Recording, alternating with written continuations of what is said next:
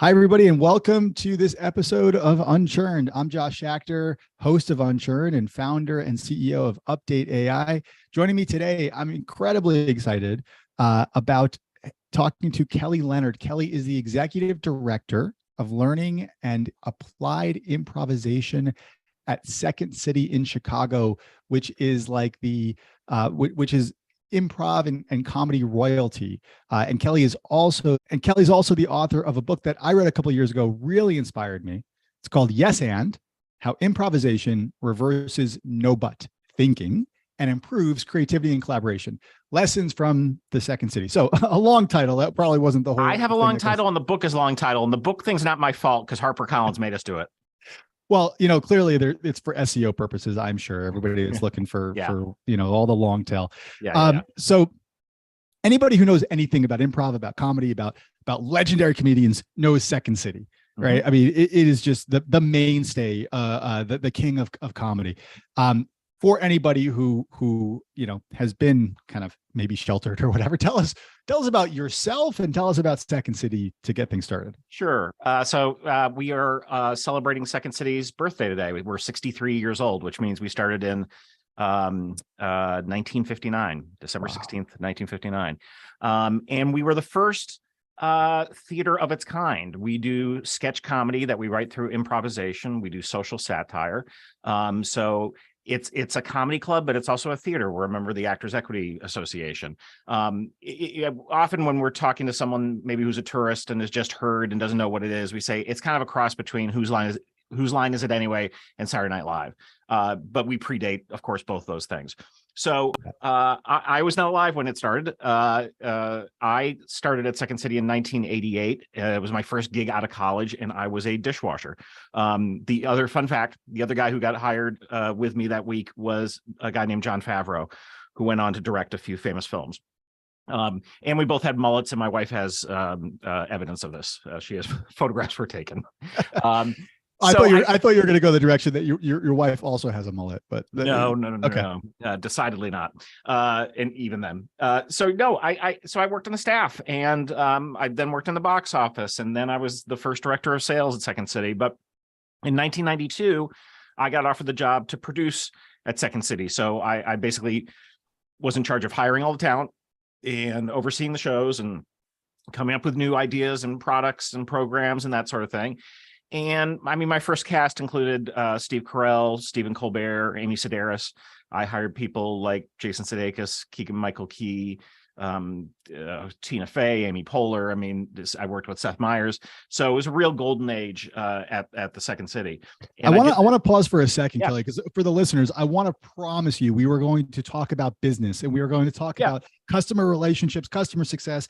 It's not something maybe like very obviously that you'd buy a book of Yes and that is a business book, but it is a business book, right? Absolutely. It's totally a business book. Yeah. So I want to pause because my curiosity is just going to get the best of me. I'm going to start like pegging you with questions about these comedians and stuff. And then I want people to know like the business stuff is coming. So, and really in short, the thing you need to know is about improvisation. So Second City teaches, we have a huge school here where we teach all thousands and thousands of people how to improvise, how to make something out of nothing, because none of us are born with a script. And that serves a variety of purposes. It creates incredibly gifted, funny comedians and actors. But what it also does is create incredible salespeople, incredible leaders, anyone who needs to communicate, anyone who needs to navigate uncertainty, anyone who needs to be agile and resilient. That is so if you're hearing those things, it's like, this is the superpower of the future of work, is storytelling and all the other things I talked about. So, the book Yes and, it was a business book. It was taking lessons from what we've learned on stage, but also off stage, because in the training center, it's not just people who want to be on Saturday Night Live. They're there too. But what we found was business people were showing up, and people with social anxiety were showing up. All kinds of people who were kind of looking at their life going, I think I can do this better, but I need some help. And a class in improvisation, if you haven't done it, do it. Even if it's not Second City, go find someplace else. The thing is, it's all about practicing our human being skills. And one of the things that we know is we start life very creative. Babies and children are very creative. Then we go to school and we often become less creative. Then we get into business and suddenly we're less creative. And it doesn't need to be that way, and it shouldn't be that way. And when you know how to improvise, and then you can improvise wisely, you will have an edge. It's that simple. So it actually sounds like you can use this as a way to, reinvigorate your creative juices for your day job, for your business. But also, if your business is stifling your creativity, you're working at Fortune company X, and there's no way they're like, it's a lost deal. Yeah. Like, this can actually balance you too, right? Even if you don't. Yeah, absolutely. Look, we are human brain. I work a lot with behavioral scientists and with neuroscientists. So after I stepped down from producing, after I wrote the book Yes and, basically shifted into working with all these academics and mostly in business schools, to sort of say, what's the evidence behind this work? And we started a program called the Second Science Project at the Booth School of Business. And Richard Thaler was running the decision research at U of C. Thaler, of course, won the Nobel Prize in economics, and he had a book called Nudge. And when my wife Ann Libra co-taught a exec ed class with him and introduced him to this idea of yes and.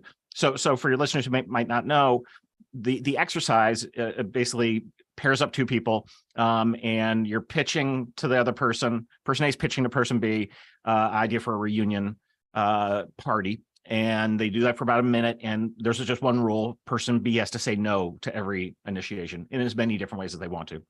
And then we have a switch roles, and person B pitches to person A, and they have to say yes, but to every initiation. And it's funny because when we do that and we debrief, half the people in the room thought it was a better experience, and the other half think it's worse. And we're like, well, it may sound or feel better, but in fact, it's just no with a top hat. That's what you're getting with a yes, but it is you're not getting a yes, even though it's actually worse in that sense. It's actually worse. Yes, yeah. I think so.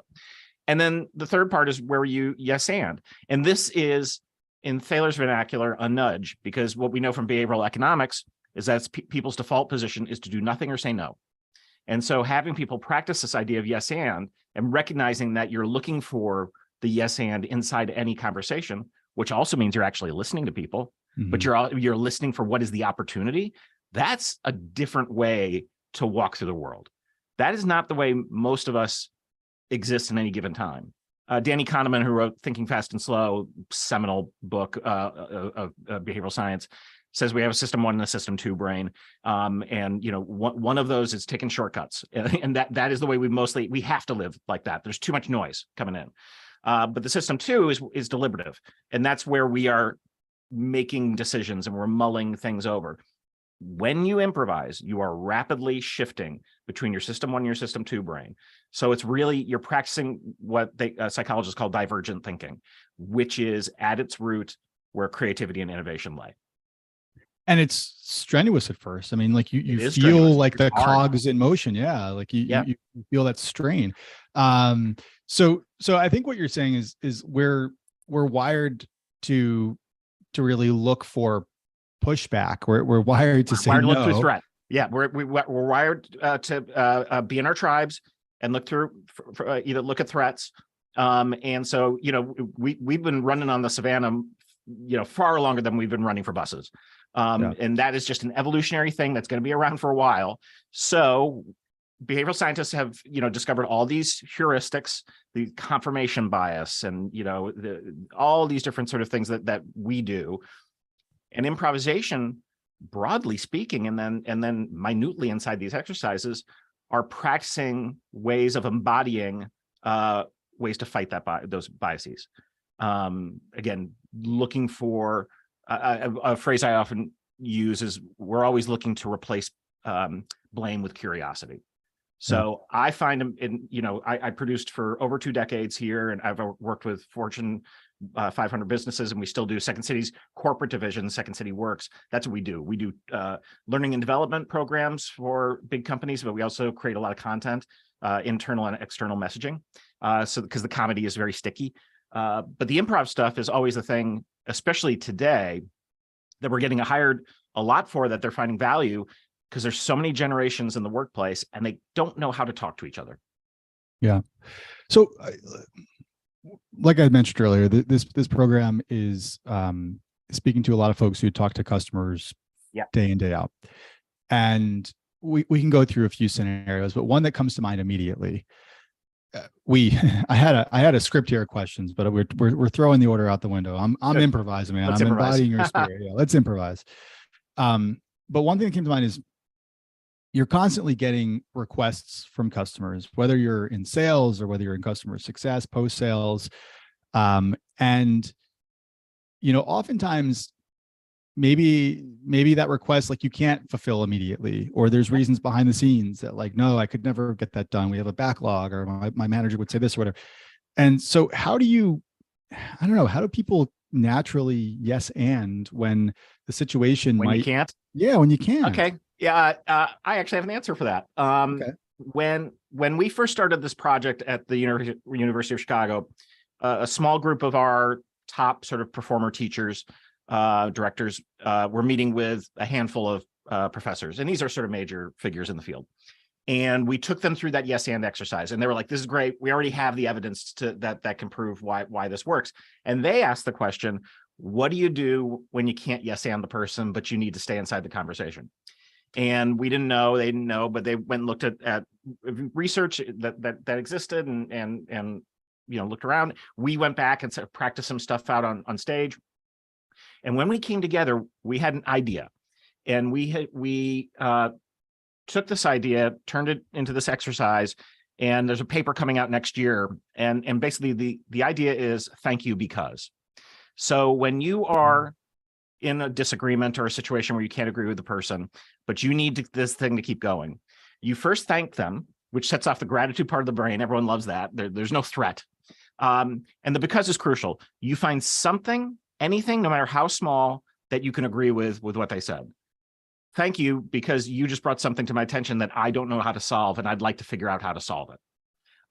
And it can be used in a variety of different ways. And I think this will resonate for anyone who lives in America right now.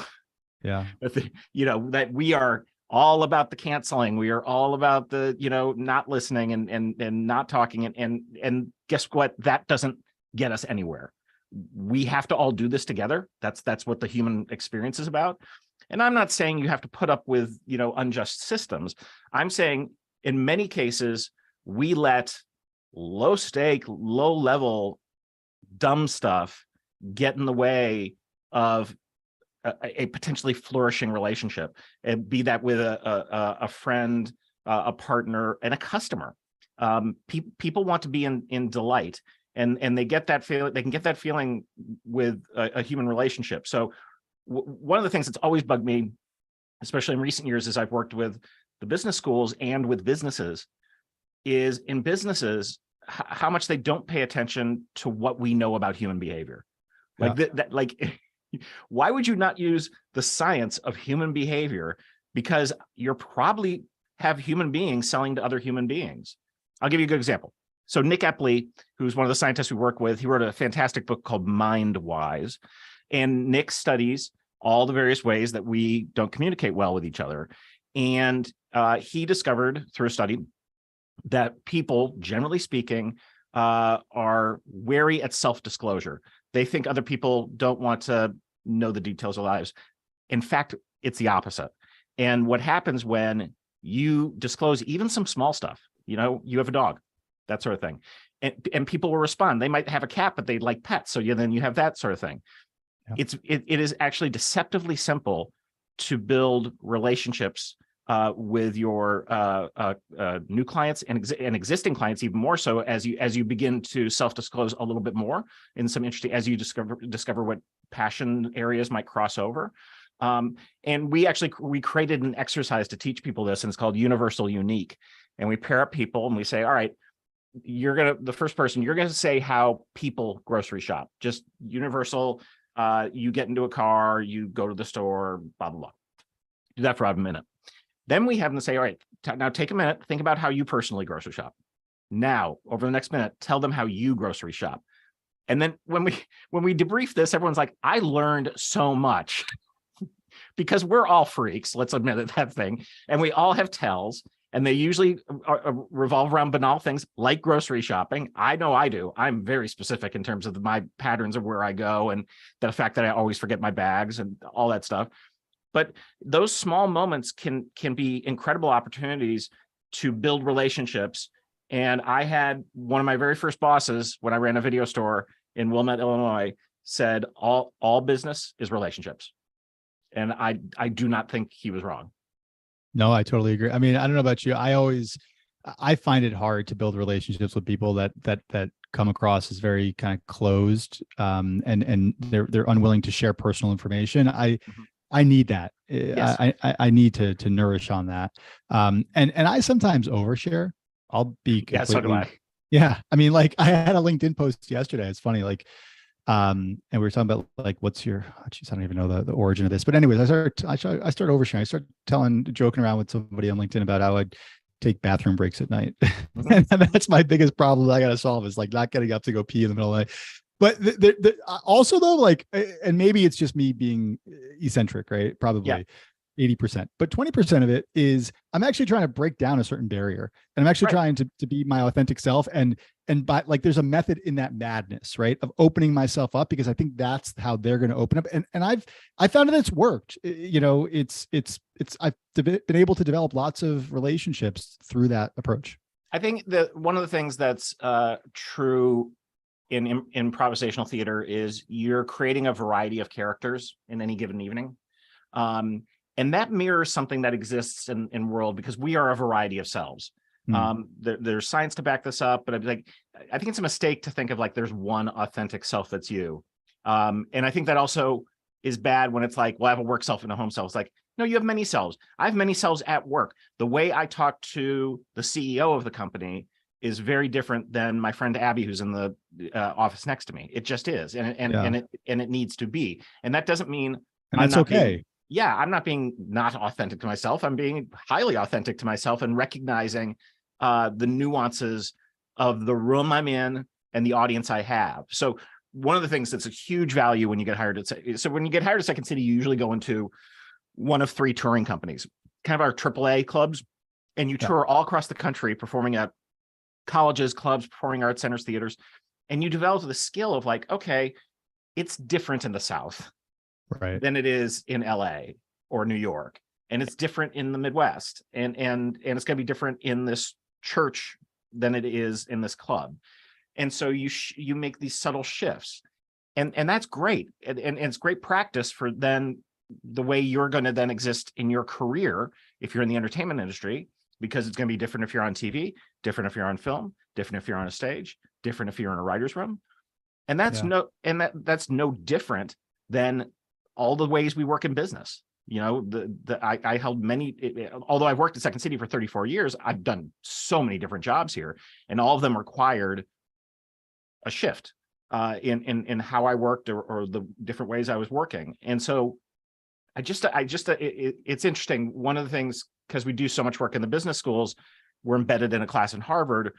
And the thing that they kind of figured out with us is like, oh, you can actually bring exercises so everyone can practice this stuff, because no one is practicing this stuff. Let's talk about that. How do we make it a daily ritual? How do we yogi-eyes this, yoga-eyes this? If I had the answer to that, I'd be a billionaire. But I talk about it all the time because it is. We, in any level of peak performance across any field, people practice. So pro athletes don't scrimmage the whole time. They work on their individual skills. They do batting practice. They throw the ball around. There's drills in soccer that you do that are different. Same in tennis. Yo-Yo Ma does his scales every day. Every day. That's the only way he can keep at that. And yet in business, where billions and billions of dollars on the line, who is practicing anything? Are listening skills? Or are you practicing, your presentation? I mean, it's like, great lawyers practice, what they're going to be saying in front of a jury and a judge. So I think that if there were a way for businesses to carve out just sort of time for ideally L&D would be about, okay, we should work on a different skill throughout any given week. And it doesn't have, I mean, these can be like 10-minute sessions of just, so here's an example of a listening exercise that I think is very useful, which is we pair two people up and they're going to have a conversation. Doesn't matter what they're talking about, talk about anything.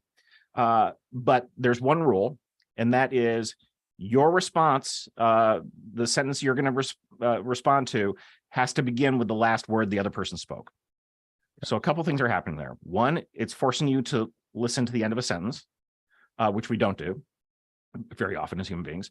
And then also we have to be agile enough to take that word and allow it to inform the thing that we're talking about, which means we can't pre-plan. And because when we pre-plan, we aren't listening. So the conversation has to be relevant. You can't just start completely different tangents. Yeah, I mean, sometimes it's hard when someone ends with orange to figure out how you're going to start with orange and say something. Can we go? Can we try for 30 seconds? I mean, you're the pro. I've kind of faltered at improv in my attempts in the past, but let's see. Why don't you start us off? Okay. I have that harder part for me. That's why I'm having you do that. Oh, even here now the pressure's on. I have to get the perfect intro line. I'm talking to Kelly Leonard. Like, pressure's on. Okay. So I'm actually standing up right now at my standing desk talking to you, Kelly, and I'm looking at a poster of my favorite hockey team from my childhood. Childhood hockey team? Which team is it? It is the Hartford Whalers, which no longer exist. They do not. I remember, didn't a very famous aging hockey player play for the Whalers? Was that Gordie Howe? How did you know that? I liked it to that one. We could stop that was perfect, but that was perfect. And it was like, and you did that, which was fine. Yeah. And it's also like Howe, absolutely Gordie Howe. What, right. I know you went Yoda there for one of those lines. Yeah. Oh no, sure. But because I'm trying to have it make sense. I'm going with the rules.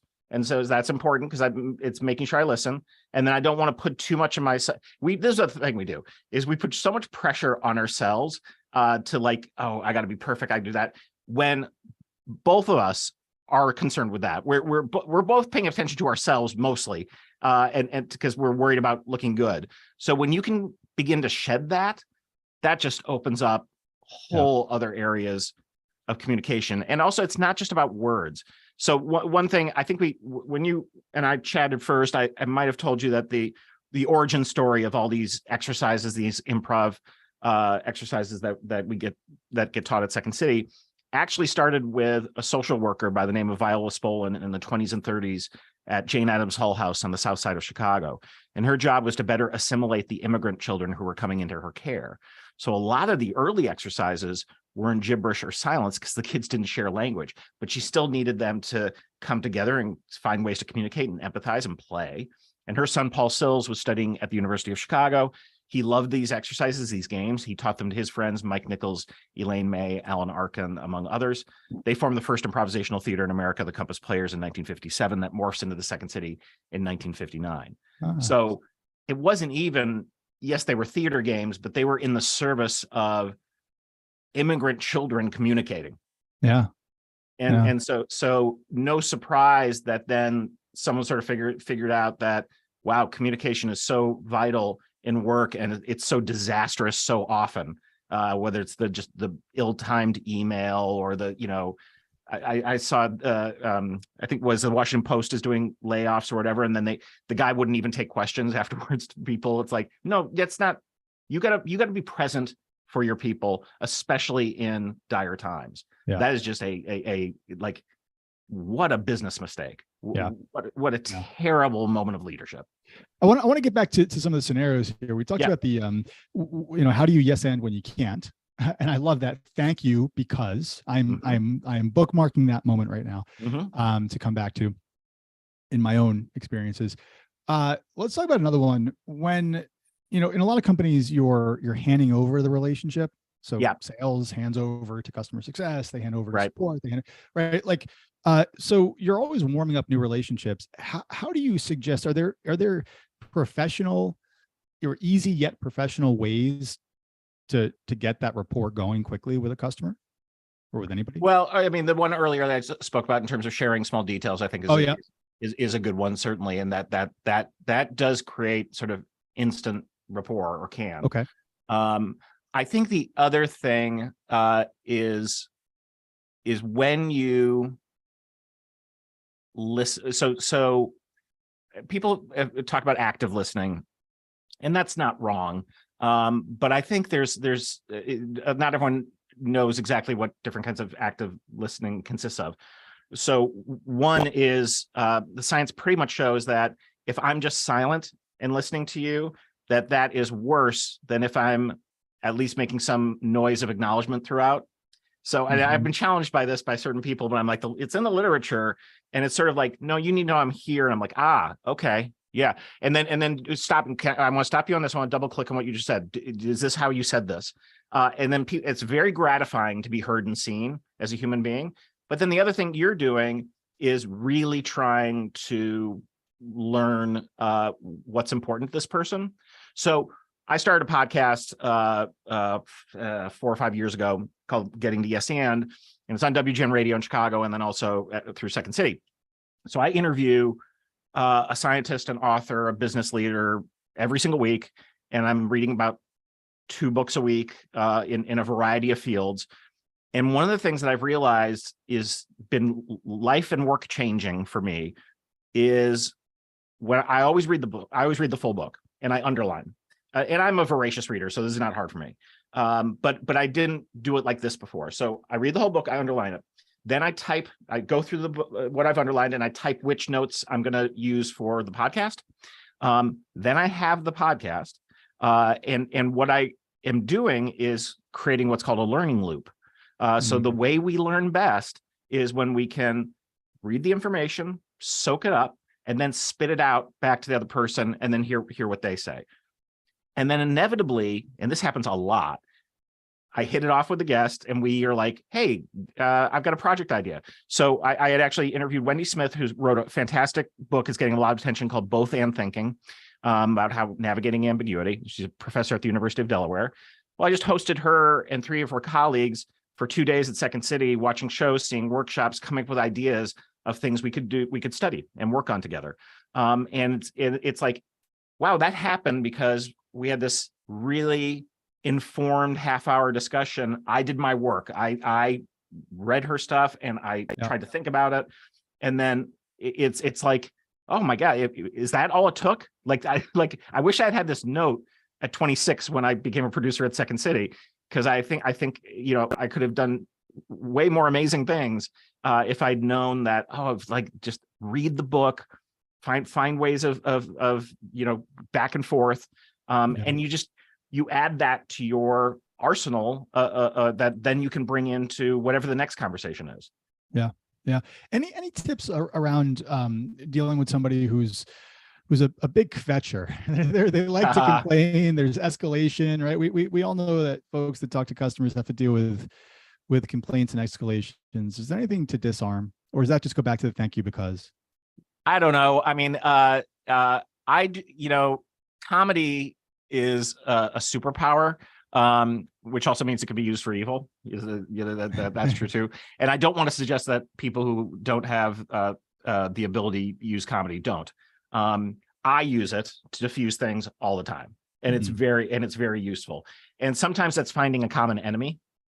So I think if you can kind of what's the kvetching, and how do I get the spotlight off of me or our company or something like that, that can be very effective as well. I do not enjoy toxic people, and I would suggest that if someone is toxic, you need to stay away from them. And then if you're in the business of well, that's my job, find another job.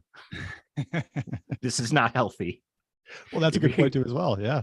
No, I do lots of public speaking, and I'm in lots of panels, and often someone be like, I agree with everything you're saying, but I got this boss and they won't do this, they won't do that. And I'm like, quit. I don't know what to tell you. It's not going to, you're not changing this human. And what we know is that people don't leave companies, they leave bosses, right, that they don't like. And what we also know is that you can have a business that has a bunch of bad bosses, but if you're in the one team that has a good boss, you're fine. You're fine.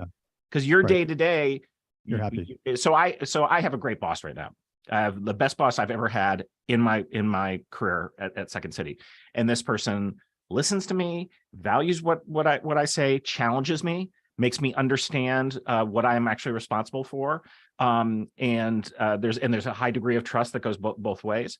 And we check in on that, which is like, are we still in this like good place? And it's like, I work harder, I work smarter because of that relationship. And I've had mediocre bosses and it's been okay. And that's, that can be fine too. But if there's a note I would give young Kelly, it would have been, hey, when that real bad boss came along, you should have left. Yeah. Now, I like that I'm still here. I'm glad I'm still here. But there were years in terms of my working life here where I was like, no, that was fairly miserable for a couple of years, and Nobody should suffer. Yeah. And then understanding that I have value outside of the brand that I'm associated with. And I think we all are. I think we all have a fear that we're not gonna find the thing, or like the grass is always greener. I get all that, but no, sometimes you just gotta get out, get it. And look, younger generations understand that. This is, we are no longer working in the place where, my dad worked at WGN radio and TV for 33 years. I've been here for 34. My wife's been here for 36. That is a rare thing now. Yeah. How come you have no loyalty in your family to? I know, it's terrible. Wow. Kelly, I want to leave it there mostly. I'm a huge advocate of improvisation. I want to thank you for all the development you've done for the trade, for the practice, because it has been legitimized, over the past decade or so. We're getting there. Yeah. It's not just fringe. And I know through these conversations, through your literature, through the courses at business schools and everything, you're continuing to progress that. So thank you. I do advocate that everybody in the business world, you talk to customers, you talk to colleagues, find your local improv class and give it a try. I did, and it was helpful. It really was. We didn't start this way, Kelly, because we just kind of got quickly going. But I always have this like unchurned. We call it podcast called Unchurned. This raw, authentic, unchurned opener of some questions for you. That's how I actually open up the conversation. Yeah. That's how I open the relationship up, right? But I want to go back to a couple of them. Let's do it. You've worked with so many amazing comedians and so many of my favorites. You've probably been asked this question 100 times. You probably don't have an answer for it. Like, who was the best? Who was the most impressive improviser comedian that you've ever worked with? I don't think anyone would disagree with me, because most people don't know his name. But his name is TJ Jagodowski. You might know him as one of the Sonic guys. One of the what guys? The Sonic Burger commercials. Okay. So there's two guys, but one's Peter Gross, also a good improviser, and the other guy is TJ Jagodowski, who is local Chicago guy, amazing. He's part of a very famous in its field improv duo called TJ and Dave. Dave Pasquesi, also an excellent improviser, and just someone who is. And I remember he was a receptionist here, and when you worked on staff, you could take free improv classes. Like, his first improv class, someone's like, I'm seeing the greatest improviser I've ever seen, and that just sort of bore out. So people like Tina Fey and Stephen Colbert and Steve Carell, Adam McKay, all great. They've all worked with TJ and would say the same thing. So that's my guy. That's amazing. Okay, who's shown the greatest delta and growth and progress in their time at Second City? Steve Carell. So unlike many people whose tenure at Second City tends to be like graduate school, so 2-3 years, maybe 4 at most, Carell was here 8 years before he left. And I think he left us for the Dana Carvey show, the brief 6-episode Dana Carvey show. And then to see where Carell has gone, very good comedian, but man, is he a strong actor. I mean, he is a one of our great actors, dramatic actors. I mean, he's very funny, that stuff too. But you definitely saw the seeds of it here. But I think he is just someone who just continues to evolve his art and his craft. You see a lot of comedians that do really well entrepreneurially. Yeah, I think of like one of my favorite comedians, Adam Sandler. You think of Tyler Perry. Steve Carell and Trevor Noah now with The Daily Show and Jon Stewart and those guys, I think of them as being very enterprising. Who do you think is the most enterprising comedian that you've worked with? I'd say Tina Fey. Broadway, sitcom, film, book. I mean, Yeah. and philanthropy as well. A very dear friend of mine, and someone who really I sort of cherish our relationship and support over the years. But yeah, Tina is so savvy. And if you read her book Bossy Pants, she also talks about how the guiding light of improvisation, those rules are the ones that she takes into her life and her work to be more successful. Kelly, thank you, because I enjoyed this episode so much and learned so much from you. And wishing you and Second City wishing Second City a very happy birthday. Thanks, Josh. Take care. Thanks a lot.